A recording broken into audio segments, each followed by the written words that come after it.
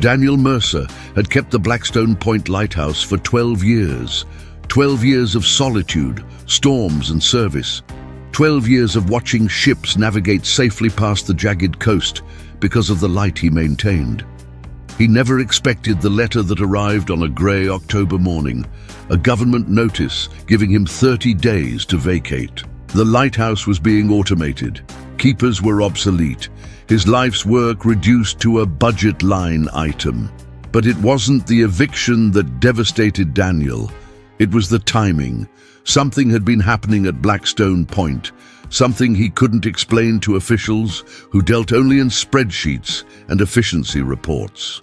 For 3 weeks, his dog Atlas, a 5-year-old border collie with uncanny intelligence, had been obsessed with a section of rocks below the lighthouse. Not just interested, obsessed. The dog would disappear for hours, returning with wet fur and wild eyes, pacing and whining until Daniel followed him down the treacherous cliff path. What Atlas had found in those rocks defied every law of physics Daniel understood. It challenged his perception of reality itself. And now, with only 30 days remaining, Daniel faced an impossible choice. Abandon the discovery and let it fall into government hands, or risk everything to protect a secret that shouldn't exist. The clock was ticking, the sea was rising, and Atlas knew something Daniel was only beginning to comprehend, that some lighthouses don't just guide ships, they guard boundaries between worlds, and what happens when those boundaries collapse.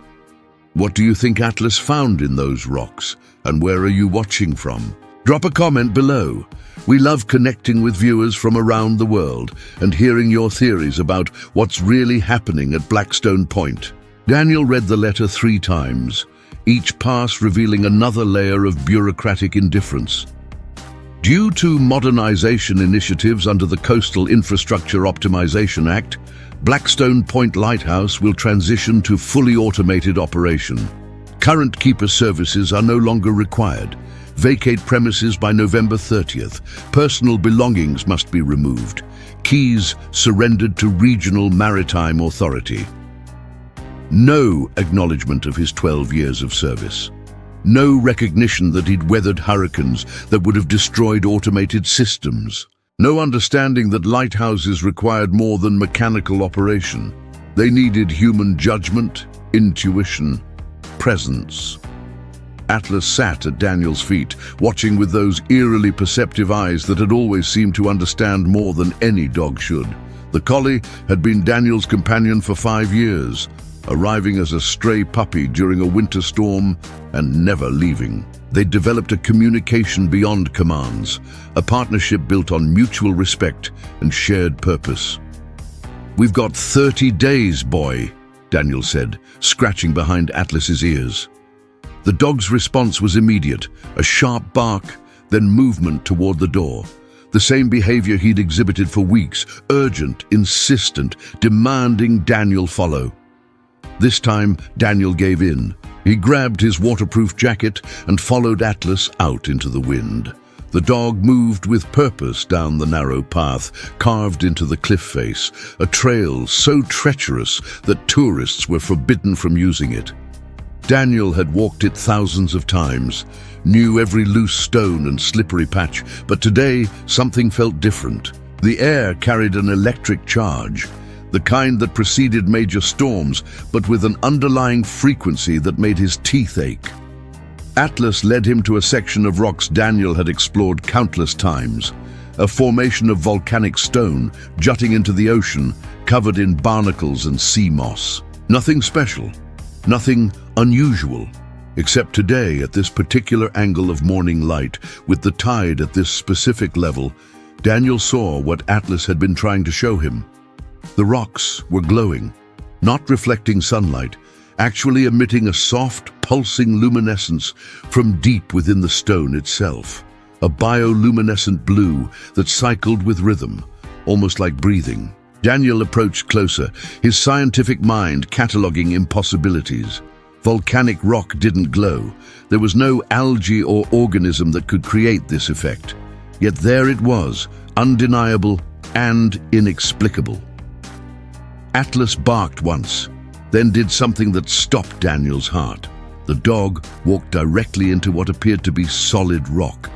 Not around it, not over it, into it. The stone rippled like water where Atlas passed through, then solidified again. "What the hell?" Daniel whispered, reaching out with a trembling hand. His fingers met resistance, solid rock, but he'd just watched his dog walk through it. He tried again, pressing harder, and felt the stone yield slightly, like pressing against a membrane rather than mineral. Atlas's head emerged from the rock formation, watching Daniel expectantly. The message was clear: follow me, trust me, see what I found. If you're intrigued by this mystery, we'd love to have you join our community. Hit that subscribe button to follow Daniel and Atlas's story. We're working toward 1,000 subscribers, and every subscription helps us bring you more incredible discoveries like this. Daniel took a breath and pushed forward. The sensation was indescribable, passing through solid matter that wasn't quite solid, feeling molecules part around him, experiencing a moment of absolute darkness, followed by emergence into impossible space. He stood in a cavern that couldn't exist. The rock formation he'd passed through measured maybe 8 feet across on the outside. This chamber was vast, cathedral-sized, its walls carved with geometric patterns that hurt to look at directly, angles that shouldn't fit together but somehow did. The glowing light emanated from veins running through the stone, creating shadows that moved independently of any light source. Atlas sat in the center of the space, tail wagging slowly, proud as any explorer who'd discovered new territory. But this wasn't just a hidden cave. The air itself felt wrong, too thick, too charged, humming with energy that made Daniel's hair stand on end. And the sounds, whispers in a language that wasn't quite language, mathematical rather than verbal, communicating concepts his brain struggled to translate. The walls were covered in markings, not graffiti or natural erosion, but deliberate inscriptions. Daniel recognized some symbols from his years studying maritime history. Ancient navigational charts, stellar coordinates, but mixed with equations he'd never seen, formulas that seemed to describe impossible physics. "How long has this been here?" Daniel asked aloud, his voice echoing strangely, returning with harmonics that hadn't been in the original sound. Atlas cocked his head, then moved toward the far wall, where the inscriptions were most dense. Daniel followed, pulling out his phone to take photos. The screen flickered, displaying gibberish before dying completely, despite having full battery moments ago. Technology and this place were incompatible. He'd have to rely on memory and sketches. As his eyes adjusted to the strange light, Daniel noticed something that made his blood run cold. Names carved into the stone, dozens of them, hundreds, names and dates spanning centuries. William Cross, 1847. Margaret Sullivan, 1923, James Thornton, 1889, all followed by the same phrase, keeper of the threshold. His own name was there too, carved in fresh stone that shouldn't have been possible to mark without tools. Daniel Mercer, present day, keeper of the threshold. "This is insane," Daniel muttered, but Atlas's calm presence grounded him. The dog had found this place, had deemed it important enough to obsessively pursue Daniel's attention, and dogs didn't concern themselves with insanity, only truth.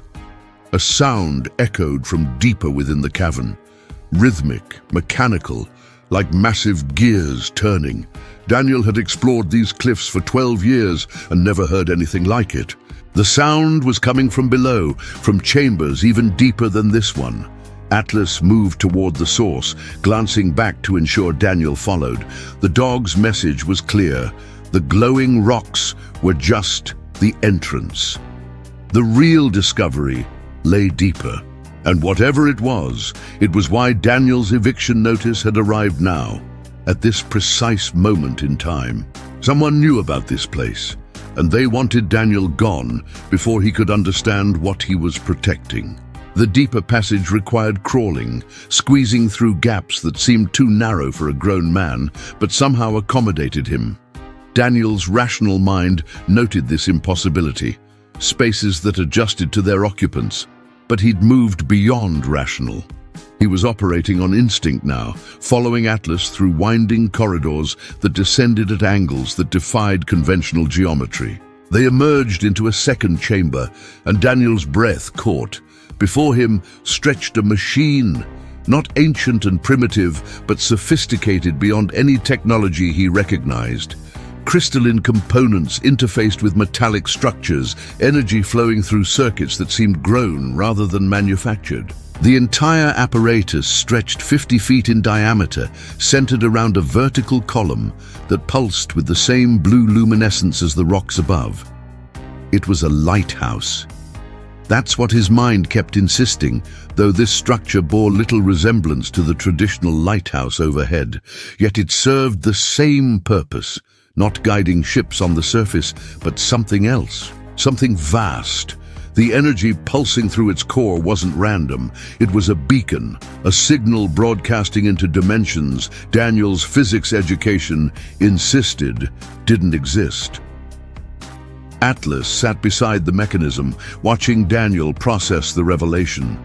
The dog had known, had somehow sensed this machine's presence, felt its vibrations through layers of solid rock, understood its importance in ways human senses couldn't match.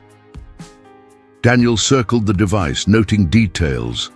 Control panels with interfaces he couldn't read, dials measuring phenomena he couldn't name, and at the center a seat, worn smooth by generations of use, positioned to face the vertical column. The keeper's chair. His chair, if the inscriptions above were accurate. He sat, more from exhaustion than intention, and the machine responded. The pulsing accelerated. The whispers grew louder, resolving into something almost comprehensible. Images flooded Daniel's mind. The lighthouse above wasn't just a maritime aid. It was an anchor point, one of dozens around the world, maintaining barriers between realities. The mechanism below was the true lighthouse, and its beam extended not across water, but across dimensional boundaries. For centuries, keepers had maintained these machines, most never knowing their full purpose. They'd been chosen, not by governments, but by the machines themselves, by something vast and incomprehensible that required human consciousness to function properly. The keepers had kept more than lights burning. They'd kept realities separate, prevented catastrophic overlaps, maintained the integrity of physical law itself. And now, with automation threatening to dismantle the traditional lighthouse system, these anchor points were failing. The government's modernization initiative wasn't just inefficient, it was apocalyptic. Removing human keepers meant removing the consciousness required to operate the dimensional machinery. The barriers would collapse, realities would merge, the laws of physics would become suggestions. Atlas barked sharply, pulling Daniel from his vision. The dog's attention was fixed on a screen Daniel hadn't noticed, a display showing other anchor points around the globe. One by one, their lights were going dark, lighthouses being automated, keepers being evicted, anchor points failing. Daniel had 30 days to stop it.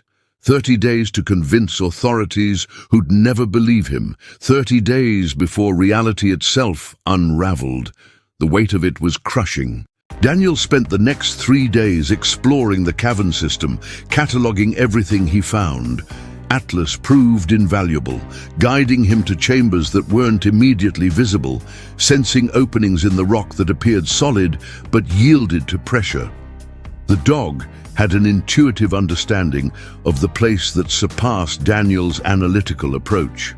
The third chamber contained what Daniel privately termed the archive. Walls lined with physical journals, logbooks spanning centuries, recorded by keepers who'd discovered the truth. The earliest entries were in Latin, progressing through various languages as centuries passed. All described the same revelation, discovering the mechanism, understanding their true purpose, struggling with the burden of knowledge they couldn't share. One entry, dated 1889, was particularly striking. I have served the light above for 20 years before Atlas guided me below. Note, every keeper names their dog Atlas, though we know not why. The name calls to them as the machine calls to us. The government knows nothing of our true service. They see only obsolete positions, unnecessary expenses. They cannot know. Those who built this system understood truth of this magnitude would cause panic. Better that keepers serve unknowingly, protected by ignorance. But we few who see, we bear responsibility for all humanity. Every keeper who discovered the mechanism had faced the same dilemma Daniel now confronted. How to protect something the world didn't know existed. How to maintain a system threatened by the very people it protected. Daniel found technical manuals too, written in English that seemed to update itself, translating ancient knowledge into contemporary understanding. The mechanism required three things to function: a conscious operator, a canine companion attuned to dimensional frequencies, and the physical lighthouse above, maintaining its traditional beam. All three components worked in concert. Remove any single element and the anchor point would fail. The manuals explained why dogs, canine sensory perception extended into dimensional ranges humans couldn't access. Dogs saw the barriers, sensed the thin places, felt the pressure building when anchor points began failing. Every keeper who'd successfully maintained the mechanism had been partnered with a dog. Every keeper who'd worked alone had failed, overwhelmed by the responsibility or driven mad by the isolation. Atlas was more than Daniel's companion. He was the interface between human consciousness and dimensional machinery, the translator making the incomprehensible accessible. Daniel also found records of previous automation attempts. In 1923, when early automation technology emerged, several lighthouses had been converted. Within weeks, unexplained phenomena erupted in those regions, ships disappearing in clear weather, entire coastal communities reporting mass hallucinations, physical laws behaving erratically. The effects stopped only when human keepers were reinstated, but those incidents had been isolated, affecting only local regions. The current modernization initiative planned to automate dozens of anchor point lighthouses simultaneously. The cascade effect would be global, catastrophic. Daniel closed the most recent journal, his predecessor's log, ending abruptly 3 years ago when the keeper had died of a heart attack. That's when Daniel had been hired, though he'd never understood why the government had been so specific about him. Unmarried, no close family, experience with isolation, willingness to live alone. They'd been selecting criteria the mechanism required. He'd been chosen, and now he had to choose, obey the eviction notice or fight. Daniel spent sleepless nights weighing his options. Leaving meant abandoning his post, allowing the anchor point to fail, potentially triggering reality collapse. Staying meant defying a federal order, likely resulting in forcible removal and legal consequences that would prevent him from protecting other anchor points. He needed help, but who could he contact? The journals warned against revealing the truth to government officials. Past keepers who'd tried had been dismissed as mentally unstable, their lighthouses automated even faster. The system protecting humanity relied on secrecy, on keepers maintaining their posts without official recognition. But Daniel noticed something in the archives. References to a network, mentions of keepers communicating across distances, coordinating responses to dimensional instabilities. If other keepers knew the truth, perhaps they could organize resistance to the automation initiative. He found a radio in the archive chamber, ancient but functioning, tuned to a frequency not listed on any official band. Daniel activated it, uncertain what to expect. For 10 minutes, static. Then a voice crackling through interference. "Blackstone Point, this is Sentinel North. We've been expecting your call." Relief washed over Daniel. "You know what's happening? The eviction notices?" "All anchor point keepers received them," the voice confirmed. "Coordinated removal. Someone is deliberately targeting the network. We've been trying to organize response, but we're scattered. isolated by design. Most keepers don't even know the others exist. How many anchor points are there? 47 globally. 18 have already gone dark. Keepers evicted, lighthouses automated. The barriers in those regions are holding for now, but they're deteriorating. We estimate 2 months before cascade failure begins. Daniel's mind raced. Can we go public? Expose what's really at stake? We've tried. Past attempts resulted in keepers being institutionalized. The truth is too fantastic. Evidence doesn't transfer. Photographs don't capture the mechanism. Recordings fail. Witnesses experience memory distortion. It's as if the system protects itself from discovery. Atlas nudged Daniel's leg, drawing his attention to another journal entry. The mechanism wants to remain hidden. It chooses keepers precisely because we are expendable, invisible, easily dismissed. Our strength is our obscurity. So, what do we do? Daniel asked the radio voice. We stay. All remaining keepers have agreed.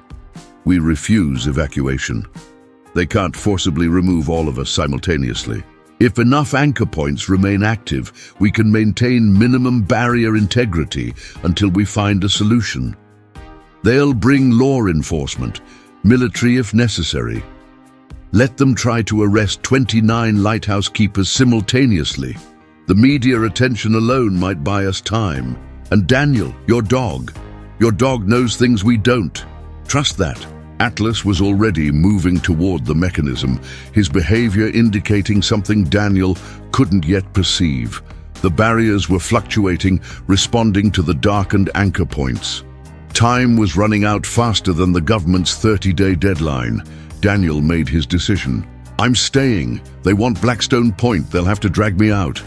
Good. We hold the line together, all of us, for humanity's sake. The radio went silent. Daniel looked at Atlas, and the dog's steady gaze communicated absolute certainty. This is where we fight. The effects began on day 12 of Daniel's countdown. Subtle at first. Compasses in the lighthouse spinning erratically, electronics behaving unpredictably, the very air carrying a tension like static before a lightning strike. Atlas felt it before Daniel did, his behavior shifting to high alert, constantly checking the mechanism's status, ensuring the beacon remained stable. Then the anomalies became impossible to ignore. Daniel woke at 3 a.m. to find the ocean outside his window flowing backward. Waves retreating from shore instead of advancing, defying tidal logic. He rubbed his eyes, certain he was dreaming, but Atlas's frantic barking confirmed reality. The barrier was weakening, allowing dimensional bleed-through. By morning, the phenomenon had stopped, the ocean resuming normal behavior as if nothing had happened. But Daniel knew better. He descended to the mechanism chamber and found the display showing critical fluctuations. 3 more anchor points had gone dark overnight. The network was failing faster than projected. Coastal communities began reporting strange occurrences. The local news carried stories Daniel recognized from the archives. Ships detecting radar signals from vessels that shouldn't exist. Fishermen finding species of fish that weren't biologically possible tourists, photographing rock formations that appeared different in pictures than they did to the naked eye. Reality was becoming unstable, and nobody understood why. Daniel tried contacting authorities, carefully framing his concerns in rational terms. Unusual electromagnetic phenomena, potential geological instabilities, need for specialized monitoring before automation proceeds. Every call was redirected, dismissed, ignored. The modernization initiative was too far advanced, too politically important. Budget allocations had been made, contracts signed. Keepers were scheduled for removal regardless of concerns. On day 15, Daniel received a visitor, a federal inspector named Morrison, arriving to ensure compliance with the eviction timeline. He was professional, efficient, utterly convinced of his bureaucratic righteousness. "Mr. Mercer, I understand this is difficult," Morrison said, surveying the lighthouse with casual appraisal. "But progress requires adaptation. Automated systems are more reliable, more cost-effective. Your services, while appreciated, are simply no longer necessary. You don't understand what this place is, Daniel said carefully, what it protects. Morrison smiled with condescending patience. It's a lighthouse, Mr. Mercer. It warns ships away from rocks. The automated system will do that perfectly well without requiring a full-time keeper. Daniel wanted to scream, to drag Morrison down to the mechanism, force him to see the truth, but the archives warned against it. The system protected itself. Morrison wouldn't see what Daniel saw. He'd see cave formations, natural phosphorescence, the delusions of a lighthouse keeper who'd spent too long in isolation. Instead, Daniel said, "I'm not leaving. You'll have to forcibly remove me." Morrison's smile faded. "Mr. Mercer, I'd hate to involve law enforcement, but if you refuse to comply, I have authority to—" Atlas's growl cut him off. The dog had positioned himself between Morrison and the path to the lower chambers, his message unmistakable. "You are not welcome here. You are not allowed below." Morrison stepped back. "Control your animal, Mr. Mercer. He's protecting something you can't understand. Please, just delay the automation. Give me 6 months to—" "The automation proceeds on schedule. You have 15 days remaining. After that, you're trespassing." Morrison's visit accelerated everything. Daniel contacted the Keeper Network, warning them that federal pressure was intensifying. The response was unanimous. Hold positions regardless of consequences. 29 keepers dug in, refusing evacuation, preparing for confrontation. The media began noticing. Lighthouse Keepers Defy Modernization Initiative ran in coastal newspapers. Environmental groups rallied to the cause, though they misunderstood the true stakes, framing it as heritage preservation rather than dimensional catastrophe prevention. But the attention helped. Politicians hesitated to forcibly remove sympathetic figures who'd become minor folk heroes. Still, the pressure built. Daniel received daily calls, bureaucrats offering compensation, lawyers threatening legal action, even a psychiatrist suggesting evaluation for his mental state. He refused everything, spending his days maintaining the traditional lighthouse and his nights operating the mechanism below. Atlas became increasingly anxious. The dog would disappear for hours, returning exhausted, his paws bleeding from scrambling across rocks. Daniel followed him once and discovered something chilling. Atlas was patrolling the barrier boundaries, sensing weak points, somehow reinforcing them through his presence alone. The mechanism required a canine partner, not just for sensing, but for active maintenance. Other dogs began appearing too. Strays, pets escaped from distant homes, wild dogs from inland forests, all drawn to Blackstone Point by instincts they couldn't resist. They joined Atlas in his patrols, forming packs that moved with coordinated purpose, stationed at points where the barrier was weakest. Daniel had never seen anything like it. He documented everything, recording video that inexplicably corrupted, taking photographs that showed only normal rocks and dogs, writing detailed accounts he knew would sound insane to outside readers. The mechanism's self-protection extended to all evidence of its existence. On day 23, the first major incident occurred. A cargo ship passing Blackstone Point reported their instruments showing 2 oceans simultaneously. The Atlantic they were sailing through, and something else, darker, pressing against reality from behind. The crew described seeing shapes in the water, massive forms that couldn't exist in Earth's biology. The incident lasted 3 minutes before normal reality reasserted itself. The Coast Guard investigated, finding nothing. The ship's instruments showed no anomalies. The crew's account was attributed to mass hallucination, possibly caused by contaminated food or carbon monoxide exposure. Official report, no cause for concern. But Daniel knew the truth. The barriers were failing faster now. With 18 anchor points dark and holding actions at the remainder, straining both keepers and mechanisms, collapse was approaching. The network's estimate of 2 months had been optimistic. They had weeks, maybe days. He descended to the mechanism chamber, where Atlas waited beside the keeper's chair. The dog's eyes communicated urgency: sit, operate, stabilize. Daniel sat, placing his hands on the crystalline interfaces, and felt the full weight of barrier maintenance flow through his consciousness. It was overwhelming, exhausting, a burden meant to be shared across 47 keepers, now carried by only 29. He understood why previous keepers had failed. The responsibility was crushing.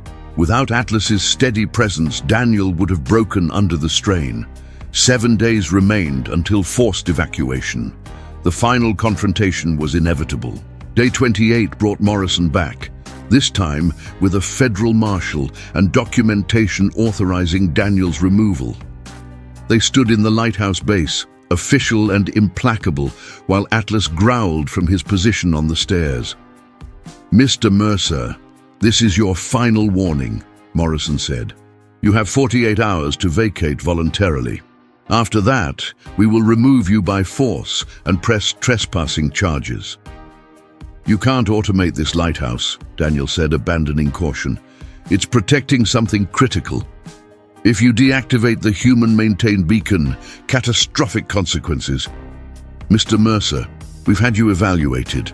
Morrison held up a document Daniel recognized, a psychiatric assessment he'd never consented to, compiled from his statements to various officials, concluding with recommendations for observation and treatment. "You're clearly experiencing stress-related delusions. We're prepared to offer medical assistance rather than prosecution, but you must cooperate." They thought he was crazy. Every warning, every explanation, every desperate attempt to convey the truth had been reframed as mental illness. The system's self-protection was absolute. Atlas barked sharply, then bolted down the stairs toward the lower chambers. Daniel lunged after him, ignoring Morrison's shouts. The dog led him to the mechanism chamber, where every display was flashing critical warnings. Daniel sat in the keeper's chair and felt the barriers screaming, not metaphorically, but actually screaming. Dimensional fabric tearing, realities pressing against each other with catastrophic pressure. 5 more anchor points had gone dark in the past hour. Keepers forcibly removed, lighthouses automated, the network was collapsing in real time. The remaining keepers couldn't compensate. The mathematics were brutal. Below 24 active anchor points, the system couldn't maintain global barrier integrity. Daniel felt the moment cascade failure began. It started in the South Pacific. An anchor point going dark triggered resonance in adjacent points, which strained and weakened neighboring barriers, which accelerated decay across the network, like dominoes falling, but instead of tiles, dimensional walls protecting reality itself. He had minutes to act, hours at most. The mechanism was showing him options, pathways through the crisis, but all required impossible choices. He could overload Blackstone Point's beacon, potentially stabilizing the network, but destroying the mechanism and likely killing himself. He could somehow reach other anchor points, physically traveling to failing locations and manually restarting them, but that meant abandoning his post. He could— Atlas barked, not a warning but a command, sharp and absolute. The dog was staring at the mechanism's core, where the blue luminescence had changed to amber, then red. Daniel understood. The mechanism was offering a third option, a solution the machine had held in reserve for exactly this scenario. The Keeper's journals had hinted at it, the emergency protocol, used only once before during the 1908 Tunguska event when nearly all anchor points failed simultaneously. The protocol allowed a single keeper to assume network-wide responsibility, channeling all 47 anchor points through one mechanism, one consciousness. It would require total commitment. There would be no returning to normal life. Daniel would become the sole operator, linked permanently to the machinery, maintaining barriers until either the network could be restored or he died trying. Morrison's footsteps echoed down the passage. The marshal was with him, radioing for backup. They'd found the entrance to the chamber system. Daniel looked at Atlas. "This is it, isn't it? The moment we've been moving toward." Atlas placed his paw on the keeper's chair. Daniel sat and initiated the emergency protocol. The mechanism responded immediately, interfaces liquefying and reforming around Daniel's hands, connecting not just to his conscious mind, but to something deeper, his entire being, rewiring his existence to serve as a living conduit. He felt 47 anchor points simultaneously, experienced 47 locations at once, became 47 keepers in the space of a single consciousness. The sensation should have destroyed him. Human minds aren't designed to process multidimensional awareness, to exist in parallel states simultaneously.